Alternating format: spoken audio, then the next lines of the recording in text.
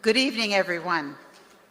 On behalf of the Steering Committee of the World Movement for Democracy, I am pleased to welcome you to Seoul for this, the 8th Global Assembly of the World Movement for Democracy. My name is Kim Campbell, and it's actually odd to be called Kim Campbell when I'm not Korea, but I'm a non-Korean Kim. I'm Kim Campbell. I understand Kim means gold in Korean, and that suits me just fine.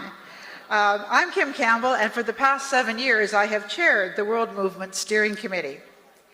We are over 400 democracy activists from more than 100 countries in every region of the world.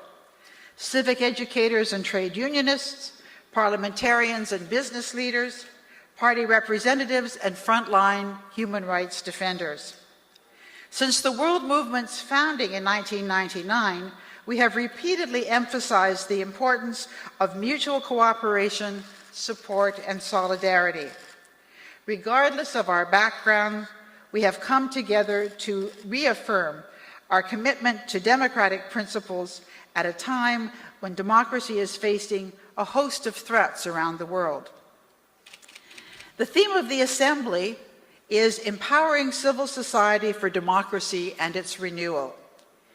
You and your fellow civil society activists around the world are at the forefront of challenging resurgent authoritarians, protecting fragile new democracies, contributing to successful democratic transitions, and guarding against extremist movements.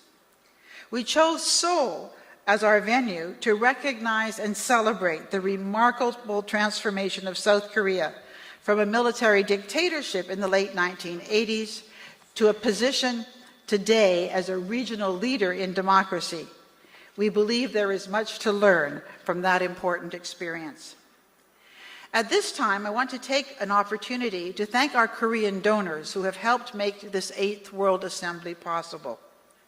Asan Institute for Policy Studies, Hyundai Motor America, Kong Foundation, Korea Foundation, the Korea Foundation for Advanced Studies, the Korean Ministry of Foreign Affairs, Korea Tourism Organization, Pungsang, Seoul Tourism Organization, and the SK Group. Please give a hand to those wonderful organizations who are making this possible.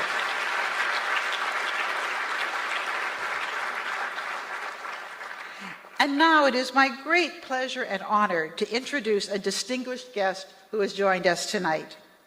Last June, Mr. Hwang Kyo-an was confirmed by the National Assembly as the Republic of Korea's 44th Prime Minister, capping off an outstanding career as a lawyer, prosecutor, and the country's justice minister.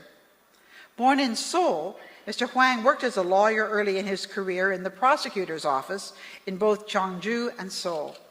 He served in many different positions in Korea's judicial system, including as a professor for the Supreme Court's Judicial Research and Training Institute.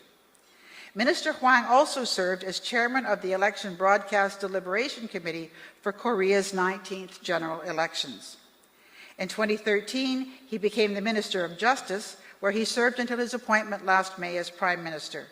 I am delighted to welcome him on behalf of all the participants of this 8th Global Assembly.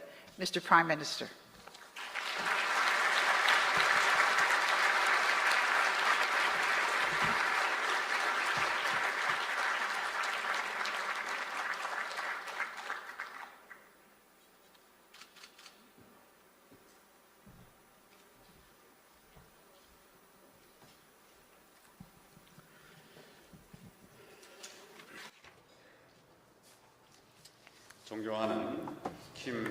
The Honorable Chair Kim Campbell, participants of the 8th Assembly of the World Movement for Democracy, ladies and gentlemen, I sincerely congratulate you on the opening of the 8th Assembly of the World Movement for Democracy. It is truly meaningful that this assembly is being held here in the Republic of Korea for the first time in Northeast Asia. I wholeheartedly welcome the advocates and leaders of democracy from various parts of the world who've come to Korea for this assembly.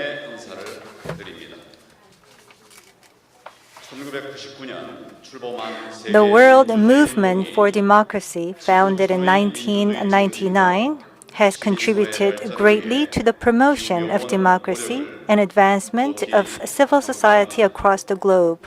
I value highly of your endeavors. On that note, I would like to thank Chairman Karl Gershman of National Endowment for Democracy and other relevant officials for their active support. Distinguished participants, democracy is the best political system we have for ensuring the liberty and happiness of people.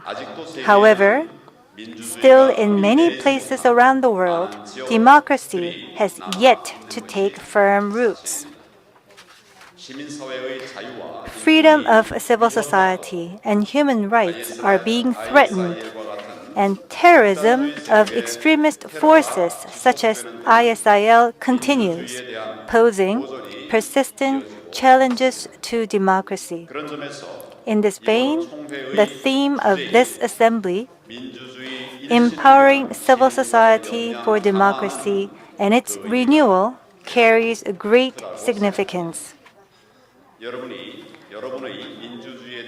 Your passion and dedication for democracy, I believe, will become a strong enabler for expanding global cooperation for democracy and strengthening civil activism. Ladies and gentlemen, Korea has achieved the miracles of democratization and industrialization in a short period of time, quite unprecedented in world history. Korea has also learned a valuable lesson from this process that democratic development and economic growth are mutually complementary. With a rapid progress in economy, we were able to establish democracy on a solid foothold and are now building on that basis to pursue sustainable national development. We have also come to have faith in the power of democracy for realizing social integration. It is because democracy enables the warm, inclusive growth for the marginalized people, ensuring the human rights of the socially vulnerable. Based on such belief, the Republic of Korea is making its utmost effort to bring in a new era of hope in which every citizen enjoys happiness. At the same time, Korea looks forward to sharing its experiences in democratization and industrialization with the international society, thereby contributing to the freedom and human rights, peace and prosperity of the world. Guests from home and abroad, this year marks the 800th anniversary of Magna Carta, which became the very foundation of the Constitution for modern democracy. I hope that this assembly, as is being held in such a meaningful year, will serve as an opportunity to renew our views about the values of democracy. Your collective endeavors will generate productive outcomes for the advancement of world democracy. Once again, I congratulate you on the opening of the 8th Assembly of the World Movement for Democracy. I wish you all good health and happiness. Thank you. Due to other commitments, the Prime Minister of the Republic of Korea must leave us now. Please join me in thanking him for joining us this evening.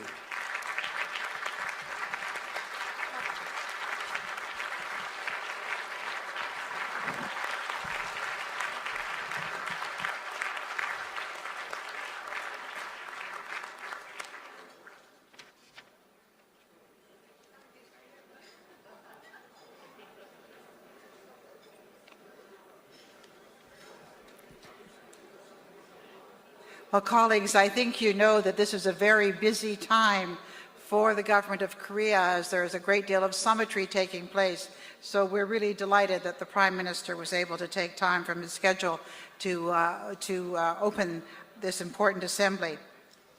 I'd now like to take the opportunity to thank all those who helped make this assembly possible, from the my steering committee colleagues and the Secretariat staff at the National Endowment for Democracy to the funders whose names appear in your program materials. At this time, I'd like to ask my steering committee colleagues to stand and be recognized. Will the members of the steering committee stand? Where are you all?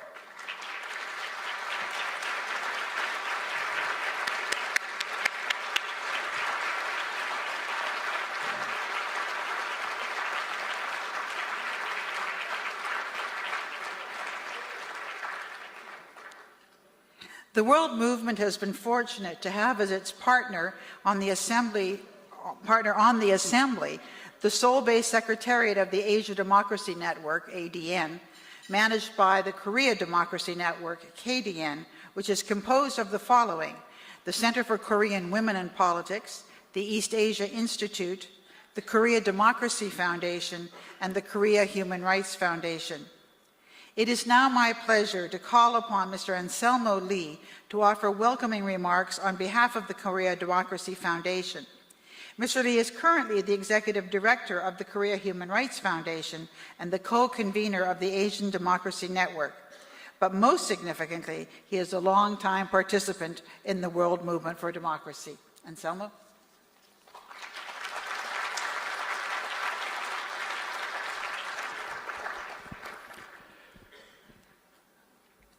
Okay. Dear democracy advocate and also activists from all over the world, 안녕하세요, 환영합니다. Hello and welcome.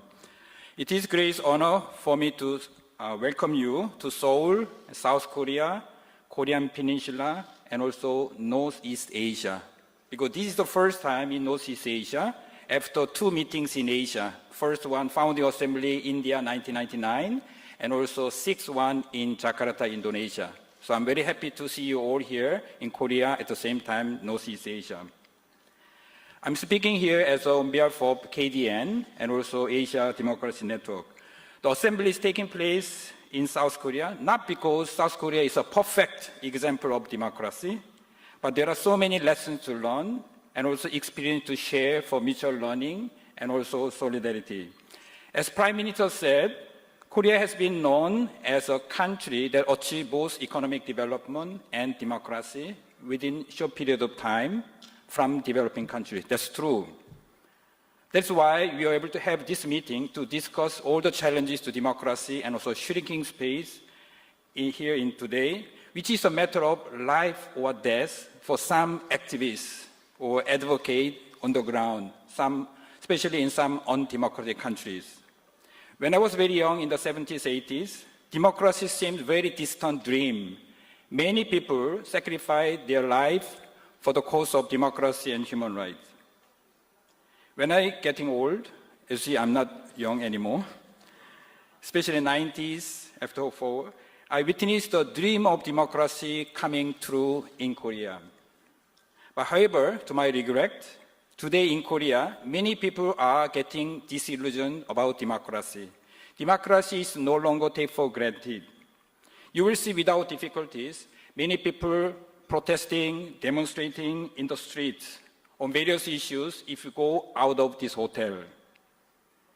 This is an indication of vibrant civil society and also dynamic Korean democracy, like any other democratic countries.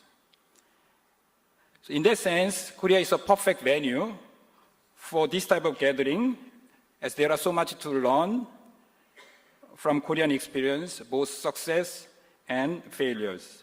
As the theme Empowering Civil Society for Democracy and its Union is very timely and relevant. I do hope and believe that you will have the first-hand experience of meeting people and also listening to the voice of civil society during your local site visit during your conference tomorrow and the day after tomorrow. Since I'm here on behalf of ADN, it's my duty to introduce what is ADN. ADN, as many of you know, ADN was created in Seoul 2 years ago. So now it's only 2 years old, but very fast-growing baby. ADN was a result of a series of consultations, first in Lima, the 7th Assembly, and also 7th Ministerial Conference of Community Democracy in Ulaanbaatar. In a sense, ADN is baby of community democracy and also WMD. The many government institutions have helped ADN politically and financially to get started, in particular South Korean government and Mongolian government, National Endowment for Democracy, Taiwan Foundation for Democracy, Community of Democracy, and Korea Democracy Foundation, and many others. I want to thank NED, especially the Karl Goshman, president of NED, and also Ambassador Maria Leisner, who has been supporters of the ADN from the beginning. The composition of ADN steering committee shows how complex and also diverse the challenges to democracy are in Asia today. ADN is primarily composed of regional CSOs networks working on democracy-related issues, human rights, election, development, peace, accountability, and also freedom of information expression and migration, etc. So you are most welcome to join the regional workshop on Asia tomorrow afternoon, where we'll discuss all the challenges in the name of Asia Democracy Forum. For the last 2 years, Melinda Jesus from Philippines and Nimalka Fernando from Sri Lanka, they are not here unfortunately, and also Corina Lopa from Philippines, and myself has been working for ADN as co-conveners together with Dr. Shin Young-sik, Secretary General of ADN. At this assembly, there are so many, more than 100 participants from Asia, including about 50 from South Korea. So on behalf of all Korean civil society community and democracy advocate, once again, I'd like to welcome you all wholeheartedly. And I want to remind that you are all invited to cultural evening and dinner tomorrow in the middle of Han River, organized by ADN and KDN, and with the support from Seoul Metropolitan City and KDF. You regret if you miss this dinner tomorrow. Okay, last but not least, I would like to thank World Movement Steering Committee and NED and sponsors who are many on the big banners, and also organizers, especially Art Kaufman. I don't see him. Art Kaufman, where's Art Kaufman? Oh, yes. Also, Marianne Shahamba. Where's Marianne Shahamba? She's still working. As well as whole World Movement Secretariat team for organizing this great event. So thank you very much for all your support. Thank you.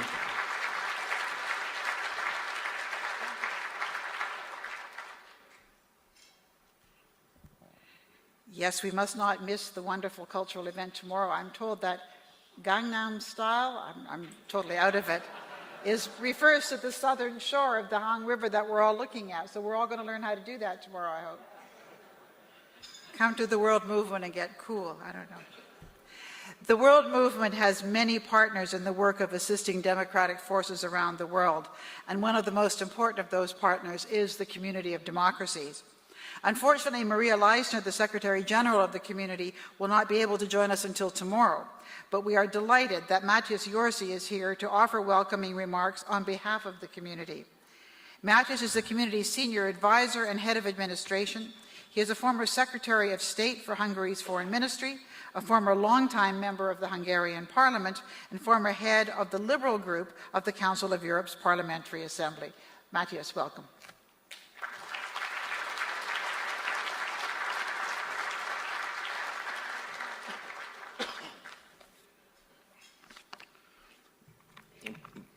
Participants, ladies and gentlemen, good evening. On behalf of the Community of Democracies and the Secretary General, Maria Leisner, who will arrive tomorrow, I would like first to commend the Republic of Korea, the country that not only demonstrated an enormous success in making its country successful and building democracy, but also a country that is distinguished member in our governing council and one of major supporter for the Community of Democracies. So we thank you for Korea for working for us, and thank you for enabling this meeting to happen. Secondly, I would like to commend the World Movement for Democracy and the NED for the efforts in supporting areas countries, organizations at need and in supporting democracy worldwide. Thank you for inviting us to this great city. The word community of democracies has two meanings. It is we are an intergovernmental organization based in Warsaw, working globally for democracy, but community of democracies also means everybody who is involved and committed for democracy, whether we are in this ballroom or outside, millions of people committed and ready to work for democracy. The community of democracies I represent, as a global intergovernmental organization, seeks to support democratic transition and consolidation worldwide, help bridge a gap between principles and practices. When governments want to work for the people, it must also listen to the civil society. In the community of democracies, we institutionalized that our governments regularly discuss values and threats to values to democracy with the civil society. We jointly identify, alert, and respond to threats in order to keep states on the path to democracy. We support and defend civil society in all countries, advance broad-based participation in democracy governments, and we give a voice to those working peacefully for democracy in all countries. As we see the world is changing, foes of democracy are changing too. Globalization so far has meant the world becoming one financial market, but we also the world becoming, in the latest decades, an era where democracy spread. Recently, globalization has a new element. Anti-democrats learn from one another, and their endeavor to shrink space for democracy has also become global. The number of countries where journalists are in jail or tortured has remained painfully high. But the number of countries are growing where biased media councils rule, where the control over print and television outlets increases, where media ownership is concentrated and state media receive enormous subsidies, where new voices face barriers and smaller outlets are driven to the brink of insolvency, where civil lawsuits being systematically filed, and this all shrink the discourse and discussion of matters of importance to the people. Civil societies are not necessarily prosecuted like in the past before the fall of the Berlin Wall. Today, the revenue offices can achieve the same goals by effortlessly controlling civil society organizations, suspending their tax numbers to prevent them doing any activities, while authorities, including highest-ranking government officials, presidents and prime ministers, charging them for being foreign agents, thus using the rhetoric of the 1950s. In order to highlight the danger we are facing, it must be pointed out that both these rhetorics and the practices can already be seen in democracy elites, such as members in the European Union. This makes it clear that if we do nothing about this, autocracy might continue spreading. Now, I stop listing the problems. The audience in this room, I'm sure, could add similar issues endlessly. Let me focus rather what we can do and what we should do. Maybe the first, what we are already doing. If anti-democrats have formed a global coalition and learned from each other, conclusion number one is that democracy cooperation must also become global. Democracies should also learn from each other, and they should also create firm coalitions and act jointly in the international arena. The Community of Democracies offers a platform for states that share the principles agreed in the Warsaw Declaration to jointly stand by them in all international institutions and in the international debates. And secondly, while democracy-related challenges are getting more and more global, the foundation for democracies, the parliaments, have remained traditionally national. We should empower parliaments that focus on defending and advancing democracy. The community has already had 3 pillars, one for the civil society, one for the youth, one for the private sector, and now time has come to build or strengthen the 4th pillar, the parliamentary pillar for the Community of Democracies.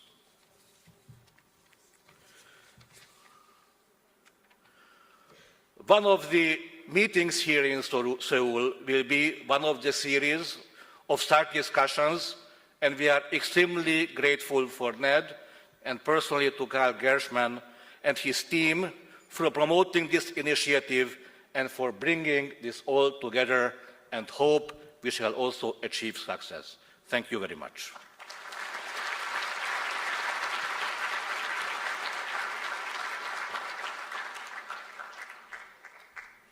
Thank you very much, Matthias, for that call to action. And now, ladies and gentlemen, the moment you've all been waiting for, dinner. We will resume the program over dessert, but for the moment, please enjoy your lovely meal. Bon appetit. Hello, colleagues. I hope everybody's had a wonderful meal.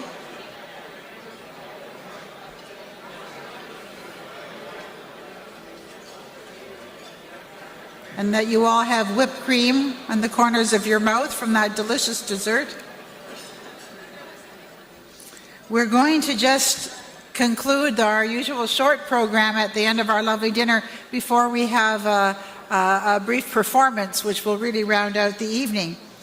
As those of you who are recidivists, our old-time World Movement Assembly attendees will remember that it's been our tradition at these global assemblies to invite 3 participants in the world movement to offer remarks that will help set the tone and the direction of the panels and workshops that you'll all be contributing to over the next 3 days.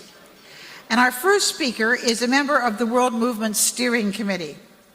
Ladan Buraman is the research director of the Abdurrahman Buraman Foundation, an independent organization dedicated to the promotion of human rights awareness in Iran through education and the dissemination of information, what it believes are necessary prerequisites for the establishment of a stable democracy in that country. In 2009, Ladan and her sister Roya were recipients of the L'Equivalence Prize for their outstanding human rights work. I'd now like to invite Ladan to say a few words about that work. Ladan.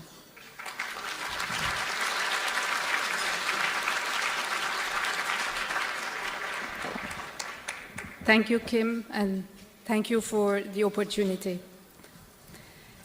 When the World Movement for Democracy held its inaugural assembly in New Delhi in 1999, its aim was to build a worldwide movement that would benefit from 25 years of dramatic expansion of democracy and create a network of organizations from all over the world that were united by shared universal democratic values and the commitment to mutual support and solidarity. In the mind of its founders, the most important role such a network of activist and civil society organizations could play was to consolidate recent democratic gains. The founders of the World Movement knew only too well that creating an enduring democratic culture is a difficult long-term endeavor that requires sustained efforts at all levels of social life. They also foresaw the dangers looming in the uncertain situation of Russia, China's repressive attitude after Tiananmen, and the rise and spread of a totalitarian Islamist ideology that was diversifying and expanding well beyond Iran, the first country it had conquered.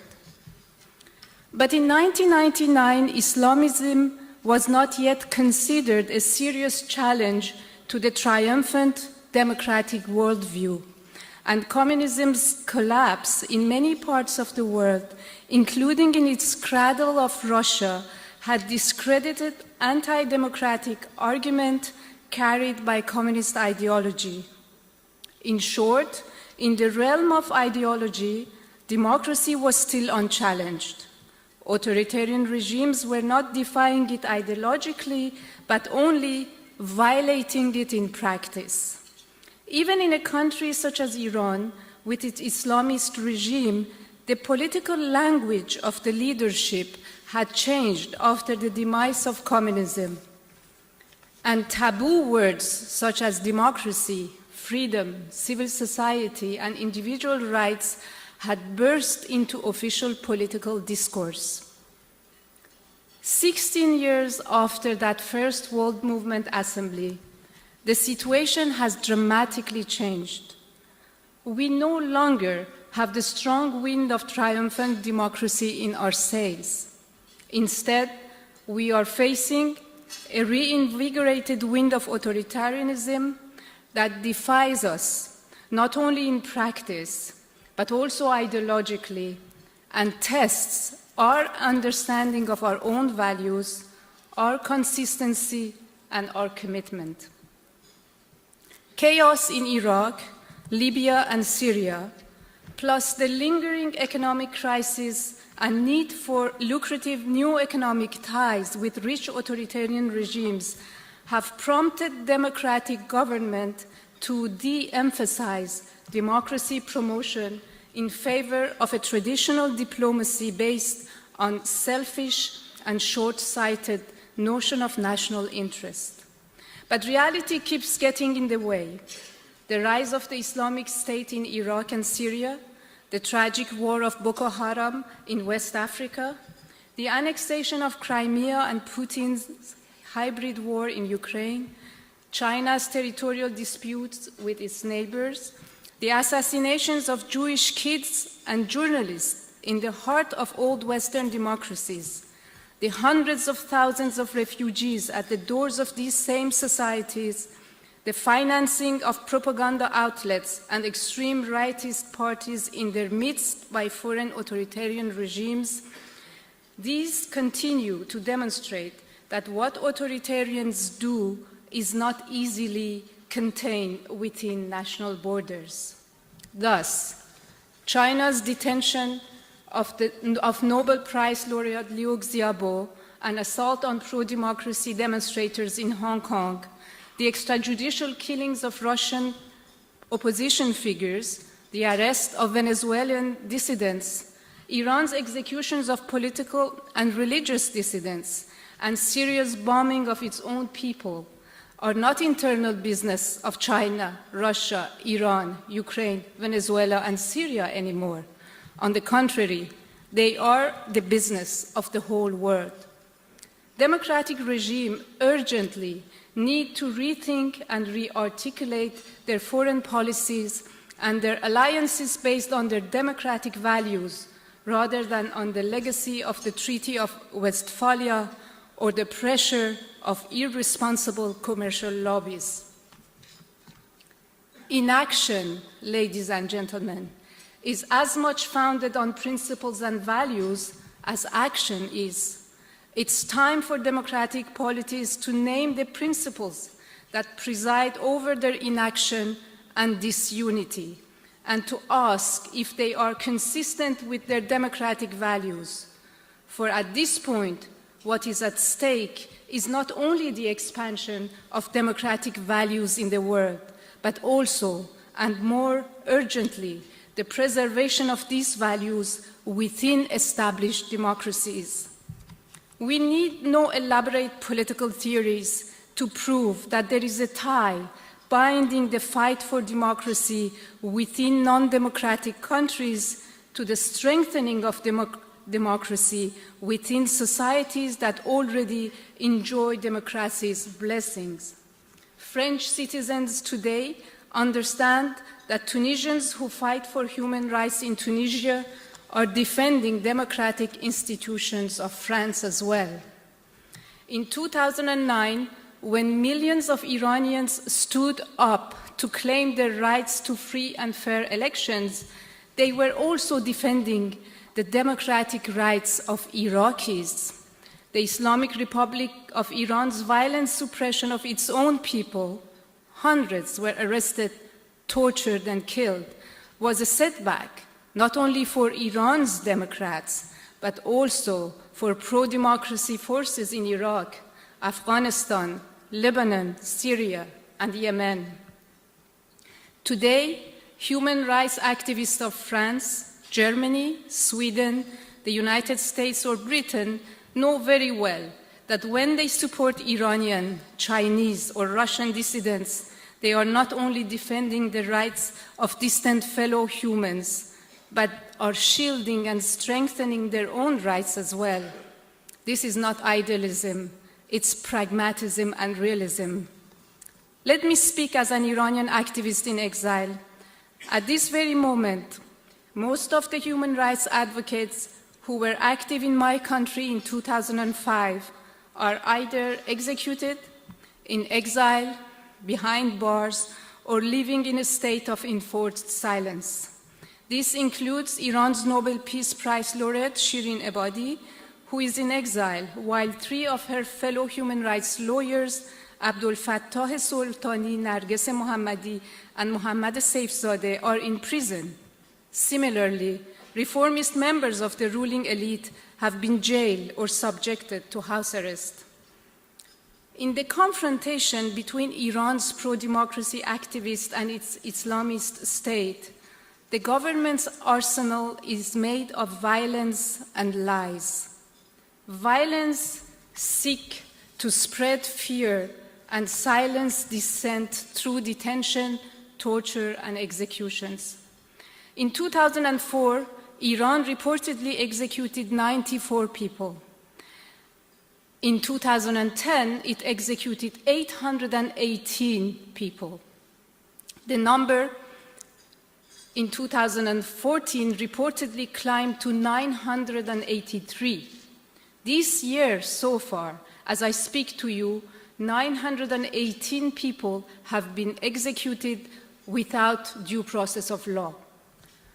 Once society is silenced, then the way is clear for government's lie to prevail through its lobbies outside the country, through its monopoly control over traditional media within the country, and through its vast efforts to restrict citizens' access to cyberspace.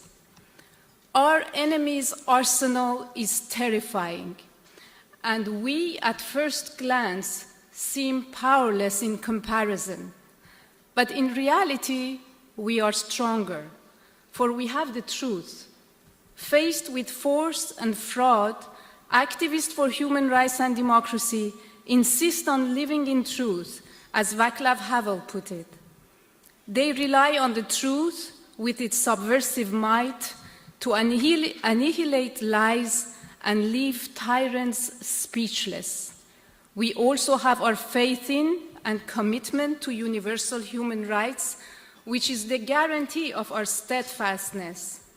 Our enemies don't have any faith, since they know they are lying. Take Iran's supreme leader, Ali Khamenei, for example.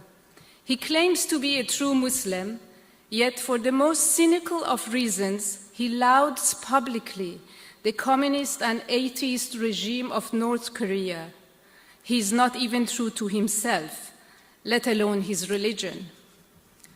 We have the truth and our commitment to it, but we also have cyberspace, something that previous generation of activists didn't have. We have cyberspace, and with it, the world as our audience. We can spread the truth and let it subvert tyrannies. But to do so, we need the support of brilliant minds who are contributing to the development of cyberspace. We need them to protect us in our fight for democracy. We need them to block the intrusion of tyrants, cyber spies. We have the truth, we have our courage and imagination, we have cyberspace, and we have still more. We have potential natural long-term allies in democratic countries. The alliance of authoritarian states is a matter of mere temporary convenience. Their interests and ideologies are divergent, and only their common hostility to democracy brings them together. We, by contrast, have as potential allies each other and all the world's democratic governments, which we can meet on the lasting ground of shared principles: government by consent of the governed, the rule of law, not arbitrary power, and respect for human rights will always be our cause. By creating the community of democracies, democratic governments have confirmed the need for this potential alliance to become an actual and strong one. Reinventing strategically, strengthening the natural alliance, solidarity and collaboration between democratic governments and international organizations on the one hand, and pro-democracy forces in authoritarian and closed society on the other, this is a theme on which our Assembly will focus. Such collaboration is not a utopia. It's an urgent necessity. Moreover, it's within reach. We can make it happen. The work will require faith, experience, lucidity, and imagination. During the last wave of democratization, civil society emerged as a recognized and legitimate actor on the international stage. If, as civil society actors, we are being silenced and made irrelevant in our countries, with the help of democratic governments and global human rights community, we can use the virtual and international stages to re-emerge as strong, relevant actors and impose ourselves as our government's interlocutors. Such an alliance should aim at creating real and virtual space where dissidents from authoritarian states can survive, thrive, launch challenges to unfree government, and spread democratic culture within authoritarian societies. This alliance, I am confident, can be the source from which the next wave of democratization in the world will spring. Thank you very much.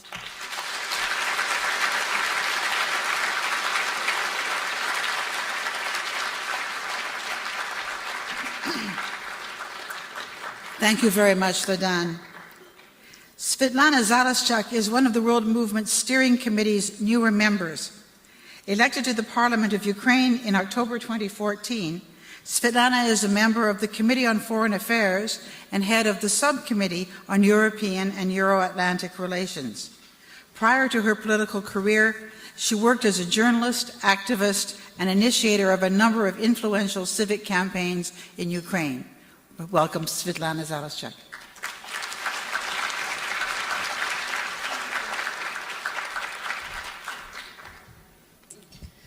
Good evening, Your Excellencies, colleagues, friends. Let me be honest with you.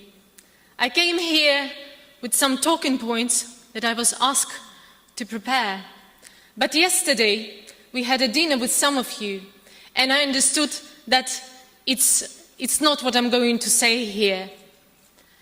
Yesterday, it just struck me that sometimes you have this feeling of being brave and fight with the system, with your enemy, challenge it. And you live with this understanding of what is bad and how big it is for you, for your country, for your society.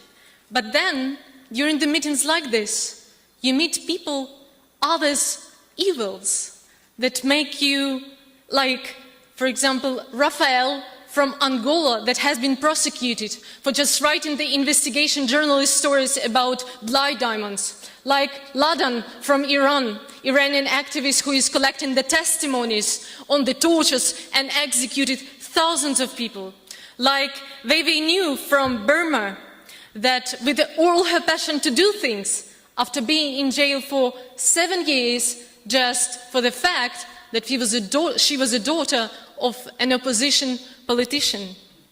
After these kind of meetings, your courage, your feeling of being a hero shrinks to something which is called humility. And this is what I feel in here, standing in front of you, being extremely, extremely humble. Yes, we killed our dragon in Ukraine. As you know, we went through a dramatic developments 2 years ago. We lived through a revolution of dignity when we kicked out authoritarian regime out of country. And being there in the middle of this fight, we had a chance to look very, very closely into eyes of democracy. And what we saw, that it's actually a fragile creature. Democracy, in fact, is weak. Democracy is weak because being armed with Facebook page, with tweeters, with flags, with posters, when it meets just one policeman armed with a bat, democracy will lose. Democracy is weak because when it meets the raiders from the government that taking away your business, when democracy meets the judges that take their decisions just based on the loyalty to one person in the country, when it meets CEOs of the TV channels that fire you as a journalist because you're doing your job, democracy will lose. And it will especially lose when it meets your democratically elected president that is giving the orders to kill peaceful Protestants in your country. What about mature democracy? Very often they are helpless or they come to help with the aftermath. What can we do about this weakness? Is there an answer? In Ukraine, we understood that it's not enough, actually, to kick out the authoritarian regimes. And it's also not enough to elect Stanford fellows, like, for example, me, to the parliament. And it's even not enough to pass revolutionary legislation in your country. It's about resisting the evil every single day. It's about building the new systems in your country. This fight made us understood that actually history is not something that happened 10 years ago. History is not even something that happened yesterday. History is today. We all have these stories that made history one day, on a different scale, of course, and I have mine. During Euromaidan, during our revolution 2 years ago, I used to coordinate one of the biggest Facebook pages that became the main source of information for hundreds of thousands of people. And one day, in the heart of Europe and in the 21st century, we found ourselves in a new reality because one peaceful Protestant was wounded with a bullet that was shot by a police. I remember that day that I posted a message that this man badly needs certain type of blood and he's in this hospital. 2 hours later, I read news that there was a line of 200 people standing in front of that hospital, ready to give their blood. And they didn't know who he was, and they didn't ask who he was. And they, at the same time, they didn't think that it's a doctor's issue or Minister of Health's problem. They felt that it's their issue, that it's their cause. It happened something here in heart or here in head that made thinking us that it's our but nobody else issue. There are the historical changes. I wanted to say that these are the historical changes that we are striving for. Revolutions on the personal level. And we achieve it with NGOs' work, with working with people in different spheres, with experts drafting the laws, with activists monitoring the political integrity, with occasional handshakings that happen in, for example, here, and grew probably into something big and international. Here is the conclusion. Democracy is weak, but with these humble revolutions on a personal level, we make it irreversible. Thank you so much.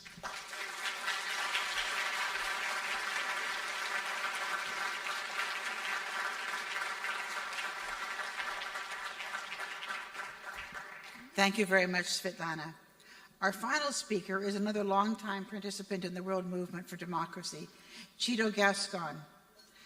He is a Filipino lawyer, civil society activist, and human rights advocate. Earlier this year, he was appointed by President Aquino as the chair of the Human Rights Commission of the Philippines. A student leader during the Marcos dictatorship, Chito played a leading role in the youth movement that itself played such an important role in the 1986 nonviolent People Power Revolution. Chito.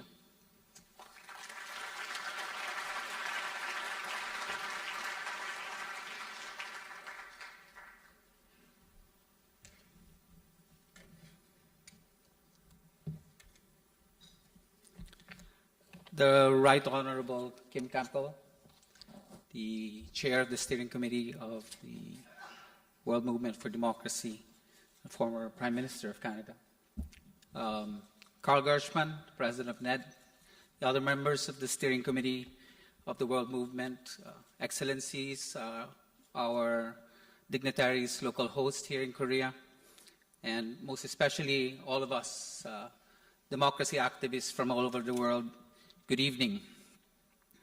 It is good to see so many dear colleagues, friends and activists from across the world coming together these next few days here in Seoul at the 8th Global Assembly of the World Movement for Democracy to respond to the call for democratic renewal and to reaffirm our collective and individual commitments to continue the struggle for human rights, rule of law, transparency, accountability, and freedom in all of our countries. On the 25th of February next year, the Filipino people will be commemorating the 30th anniversary of its peaceful People Power Revolution that removed an authoritarian regime and began its transition to democracy. At that time, I was a student activist fighting the dictatorship, demanding justice for the many human rights violations perpetrated by the agents of the state against its own people. Today, I serve as the head of the independent commission mandated by our democratic constitution to protect and promote the human rights of our people. In the last 3 decades, my country and its people have experienced tremendous challenges as it has tried and continues to try to achieve full democratic consolidation. There have been no less than 10 coup attempts from factions of the armed forces that have threatened to restore military rule. We continue to suffer from violent internal conflicts pursued by multiple rebel armed groups, many with radical persuasions. We have seen the rise and fall of populist governments abusing executive privilege. And we still face the prospect of autocratic leaders wanting to secure the public mandate to curtail fundamental freedoms on a promise of establishing order in society from the chaos that they believe democracy has produced. It has been a difficult process characterized by starts and stops on this road to democratization. And we had often found ourselves staring into the abyss of full democratic recession. Thankfully, because of the people's faith in freedom, we have thus far been able to pull back from that brink and have reaffirmed our commitment to democratic processes even as we confront the very real problems of a developing country, very similar to the countries many of you are also coming from: poverty and gross inequality, corruption and abuse of power, among others. When the Philippines undertook the shift to democracy in 1986, it was midway into what has now been described as the third wave of democracy, which began slowly in the last bastions of authoritarian rule in Western Europe and just on the cusp of a momentum for democratic breakthroughs from west to east and north to south in every continent of the world. We had cause to celebrate and be optimistic because for the first time in the history of humanity, the notion of democracy that first developed in ancient Greece had finally been accepted by a majority of states. And to this day, this number is growing, particularly in most of Europe and Latin America. However, the picture is a little more sobering here in Asia, as the results have been mixed at best. It was in the third wave that the push for democratization reverberated across this region, and a quick succession of transitions occurred from my country, the Philippines, to this country, Korea, to Taiwan, Thailand, and the largest Muslim country in the world, Indonesia. However, that same movement for democratization had been halted in their tracks, perhaps only temporarily, I hope, in the Reformasi movements in Malaysia, the 888 and Saffron movements in Burma, and at Tiananmen Square in China. Also, democratic development, for the most part, has not taken hold in West and Central Asia as much as they have in South and East Asia. Today, in Southeast Asia, because of developments in Thailand, only the Philippines and Indonesia have remained full-fledged democracies. Thus, while the great majority of countries in the world are now democratic, in Southeast Asia, it is the reverse. Most of the countries remain non-democracies. Even if across the sub-region there are active civil society movements demanding open societies, and the dynamic could quickly change in favor of a tide towards more freedom and democracy in the short to medium term as the other countries appear to slowly open up. We are looking very closely at the developments in Burma as they approach an election this November. While the initial optimism that characterized that great march forward for democracy during the third wave has been gradually dissipated by the stark reality that authoritarianism has not as yet completely retreated. I still believe that democratic forces should be able to overcome the dogged resilience and pushback of these autocrats if we are able to pursue a systematic and coordinated counter-strategy as is outlined in the document, A Call for Democratic Renewal, that I believe will form part of our working papers at this Global Assembly.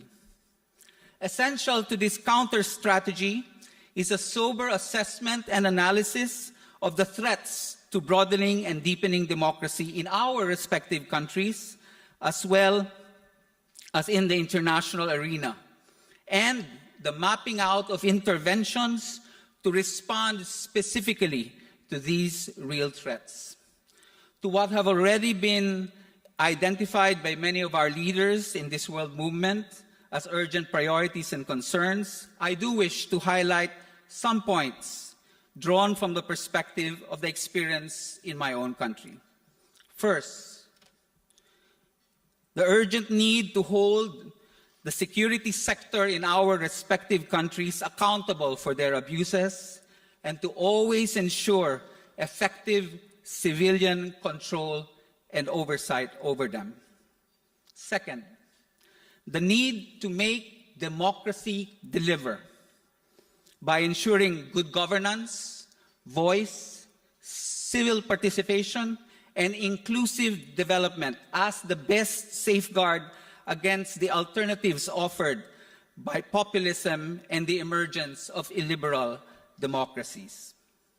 Third, the need to increase investment of human, financial, and knowledge resources for democracy promotion programs, particularly directed at genuine political activists on the ground.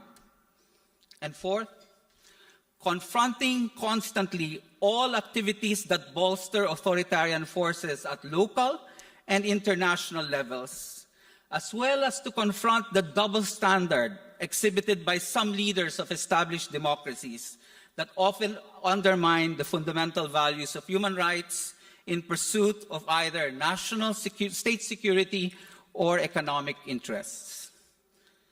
I also do not want to underestimate the real difficulties facing civil society organizations that are confronted by shrinking democratic space and the real threats to their survival.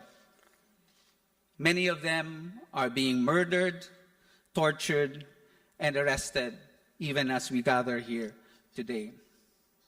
Nonetheless, these long and arduous journeys that we have been taking, and I make it in the plural because we have individual journeys that we take in our own different contexts.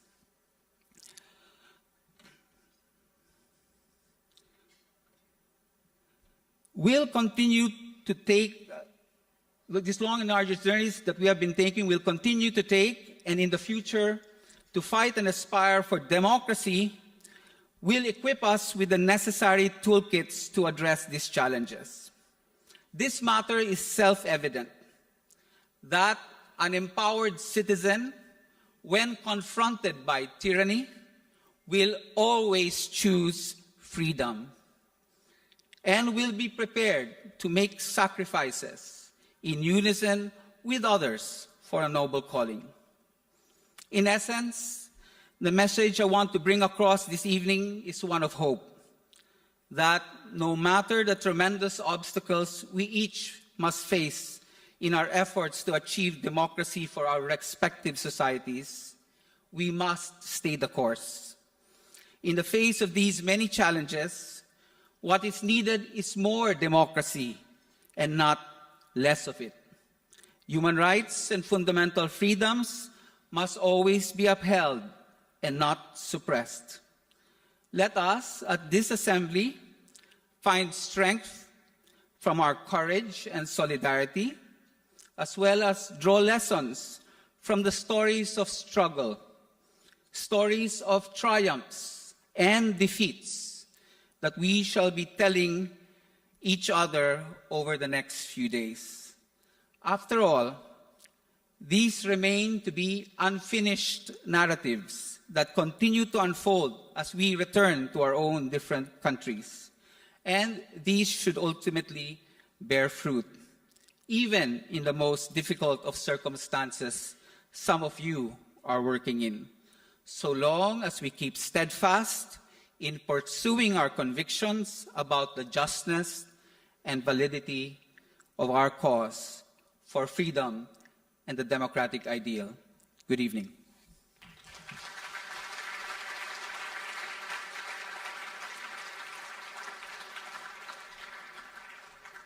Thank you, Chito. Colleagues, I'm sure you will agree that we have been informed and challenged and inspired this evening. We have our work cut out for us. And as I look at you all, this is a group of extraordinary people, intelligent, committed, resourceful, and I hope you will be enriched by the discussions over the next few days to make your own efforts even more effective and more resourced in terms of what you can share with others.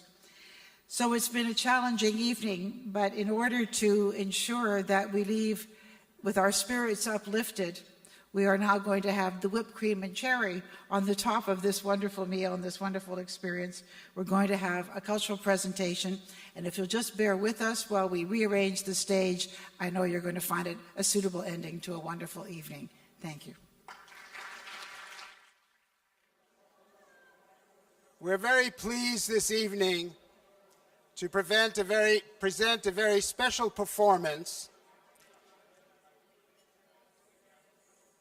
It's called the North and South Korean Women's Choir, Yo Ulim.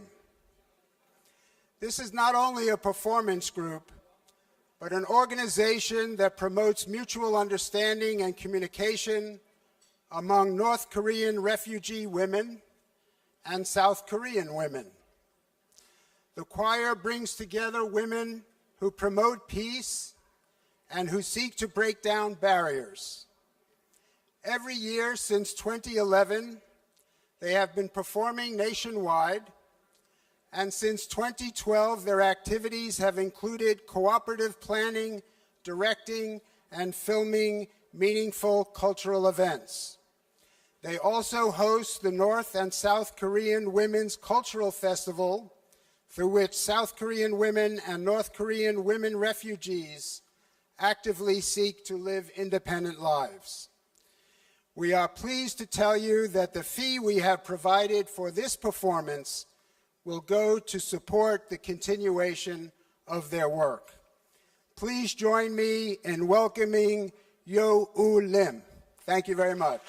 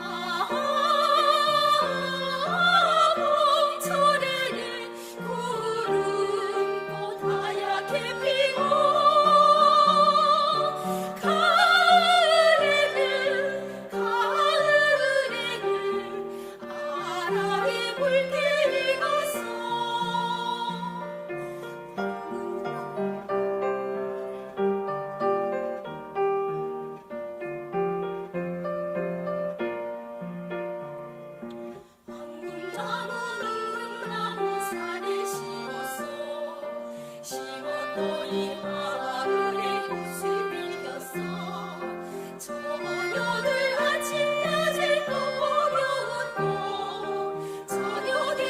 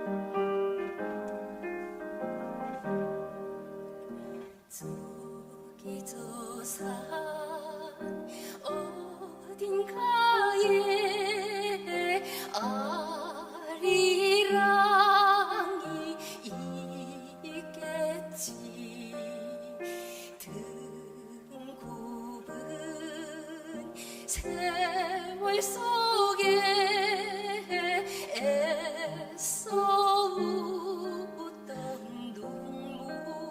눈물이여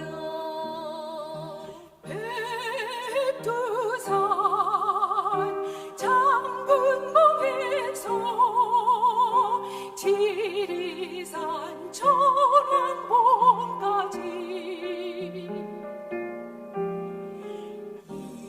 이제 우리 만났으니 아리랑을 찾아보세 아리랑을 찾아보세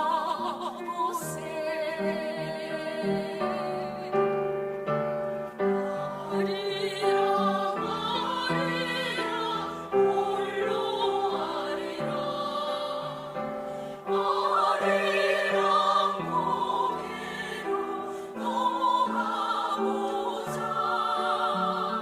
가다가 힘들면 쉬어가더라도 손잡아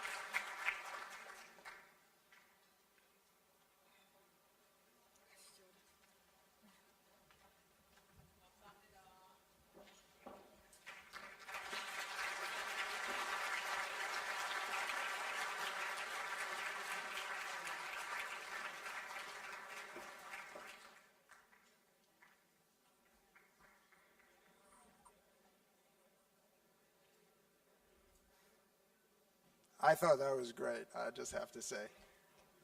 Thank you.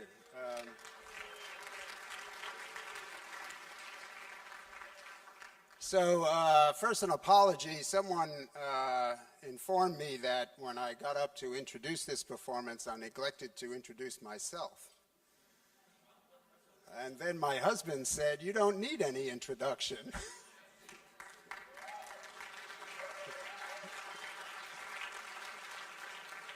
I'm Art Kaufman. I'm the Senior Director of the World Movement for Democracy. And let me extend my warm welcome to you all this evening as well.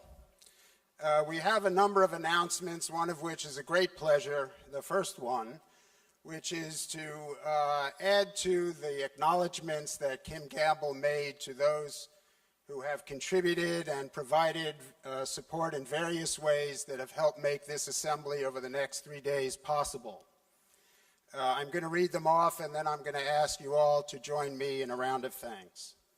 First of all, to the government of Sweden, to the Herford Foundation, to the Taiwan Foundation for Democracy, and of course to our home organization, the National Endowment for Democracy, and its core institutes, the Center for International Private Enterprise, the International Republican Institute, the National Democratic Institute for International Affairs, and the Solidarity Center. And finally, we wish to thank Mr. Joe Prushnell, a good friend and artist, who, since our second assembly in Sao Paulo, Brazil in 2000, has contributed the graphic art for all the logos of our assemblies, including this one for Seoul Assembly. Please give me a round of applause for all of our supporters for this assembly. Thank you.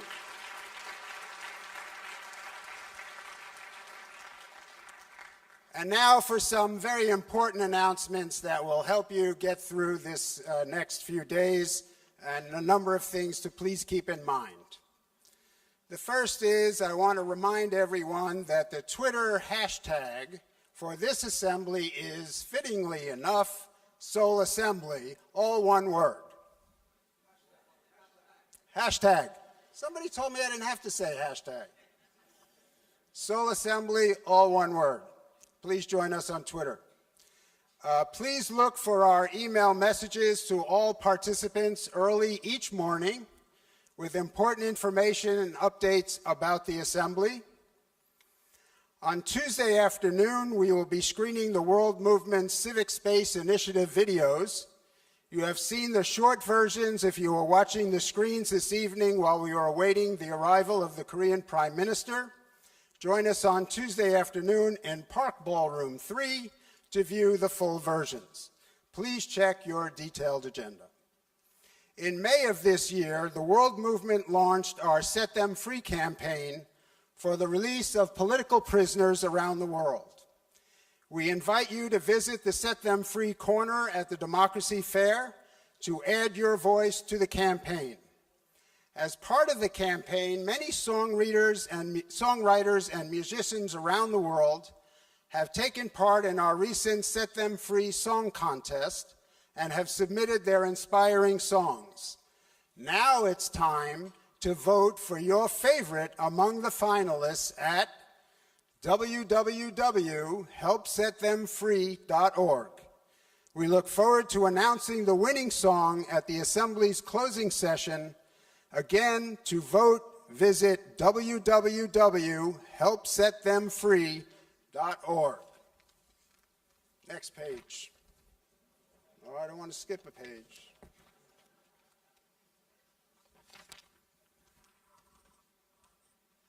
Yes, the following off-agenda side meetings will take place on Tuesday afternoon beginning at 2:45. They are in Studio 1 on the 6th floor. Cadal from Latin America will be sponsoring a side meeting called Networking Activists in Dictatorships. In Studio 2, Students for a Free Tibet will be sponsoring a side discussion on voices of dissent from Tibet, music, and literature. In Studio 4, the Lion Society of Ukraine and the Democracy Fund PL of Poland will organize a side meeting on Ukraine and similarly situated countries. And in Studio 8 and 9, the Women's Learning Partnership will be holding a meeting of the International Women's Democracy Network. In the announcement in the email that will be going out tomorrow morning and on Tuesday morning, there will be more detailed information that will describe these side meetings, once again repeating the rooms, and everyone is invited to attend any of those side meetings when they take place. Some important practical information. When you depart from any plenary session, including this one, please leave your interpretation headsets where you found them, on the table, on your seats, in the workshop rooms. Leave them on the seats. They are very expensive devices, and we want to make sure that they're not lost. So don't take them with you out of the room. They'll be there when you come back for the next event. We know some workshop organizers wish to break into smaller groups. The only thing we ask is that you not move any tables in the workshop rooms because they're carefully wired for interpretation equipment. We appreciate your cooperation. If you did not select workshops on our registration site online and thus did not receive your own personal schedule during registration today, we ask you to please give priority to those who did sign up for those workshops and wait for them to take a seat before you go in and take the free seats available. We'll have volunteers checking people off at the entrance to the workshops, and they'll be asking people to please wait aside until those people have had a seat. We do believe that there'll be enough room in most of the workshops to accommodate everyone interested. A note to all workshop and panel discussion rapporteurs to please write and send your reports for morning sessions no later than 3 p.m. the same day, and those lucky other ones who are in afternoon sessions to submit their reports no later than 3 p.m. the following day. We will include all of the draft reports in our overnight newspapers, which are distributed only to participants, not to the public or the press. Last page. Most important, and this really is the serious one, given that some participants in this assembly are attending at risk to themselves and even to their families when they return home, please be conscious of those risks when writing or commenting on blogs or posting photos online, and especially if talking with the press. We ask you to note that press are not permitted in any workshop rooms, but all activities taking place in this plenary hall are open to the press. We ask all workshop participants to respect Chatham House rules by not identifying by name any speakers in any workshops other than yourselves, if you wish. And finally, not to anticipate departures already, but please note that the schedule for shuttle departures to the airport will be available beginning on Tuesday morning at the Assembly Information Desk where you registered today, and at the hotel concierge desk at the entrance to the hotel. Please have a restful night, and we look forward to seeing you at our plenary session beginning tomorrow at 9 a.m. sharp. Thank you very much for joining us this evening.